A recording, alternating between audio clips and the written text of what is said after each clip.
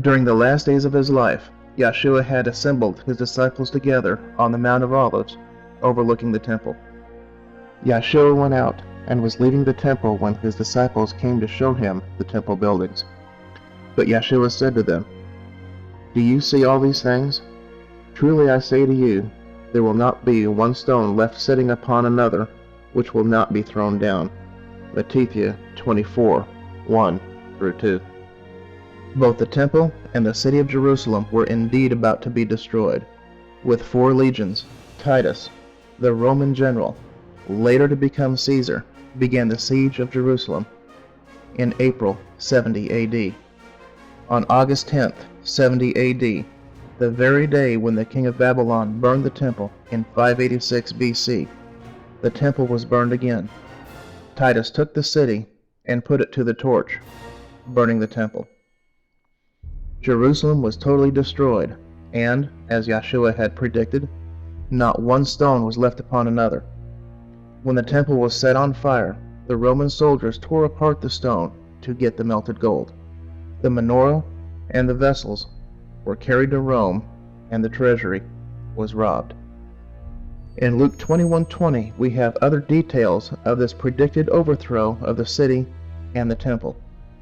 There Yahshua adds, "But when you see Jerusalem surrounded by armies, then know that its desolation has come near." 40 years later, the Roman armies under Titus came in and fulfilled this prediction to the very letter. The great prophet Yechetzqyah was inspired to write this prophecy over 600 years before the temple was destroyed in 70 CE. He was inspired to write it for us who live in these troublous days, when disease epidemics, earthquakes, natural disasters, and the threat of war capable of destroying all mankind abound.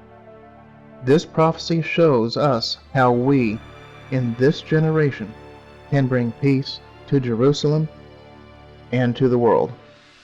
Within Yechetzqyah's prophecies, we are shown a peaceful solution for building the next temple in Jerusalem. In these same prophecies are the complete measurements of a temple, unlike any other that was ever built before. This pattern, with all its measurements, exactly fits the area of land sitting north of where the Dome of the Rock Mosque sits today. Yechetzqyah confirmed that this is where the temple will sit. The measurements that Yechetzqyah wrote have never been used before. They were not used by Azariah, Nehemiah, or Zerubbabel when they returned to rebuild the temple after the Babylonian captivity. They were not used by Herod when he refurbished the temple. These measurements were given to us to be used to build the temple now by this generation. Yechetzqyah 40:1-5 shows that he was brought to the Temple Mount in our day, in our generation, not in his day or when he was alive. In the visions of Yahweh, he brought me into the land of Israel and set me upon the greatly exalted mountain, and on it, like a building of a city, on the south. This was not a city that Yechetzqyah saw. This was one single building, a city building, a public building. Yechetzqyah was set on the Temple Mount, and sitting on the Temple Mount was the Muslim mosque at the south of the temple. No public building had ever stood there before, but in Yechetzqyah's vision, a public building was sitting south of the temple.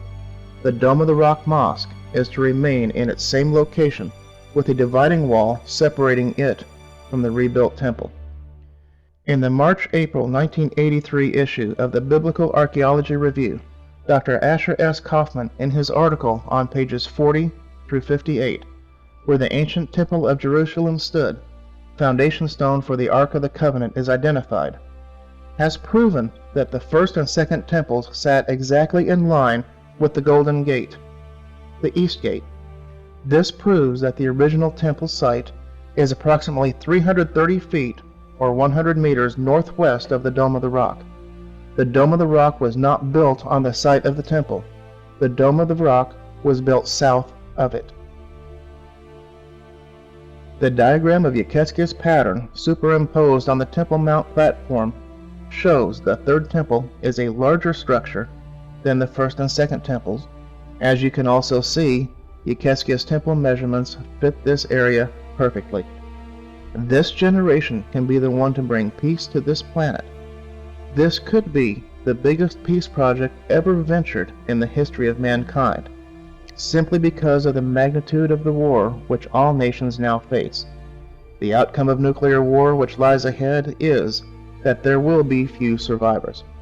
The temple that Yahweh inspired through Yechetzqyah can be built in the peaceful manner which Yahweh has revealed. We can begin this simple step now to bring peace to Israel and to the world.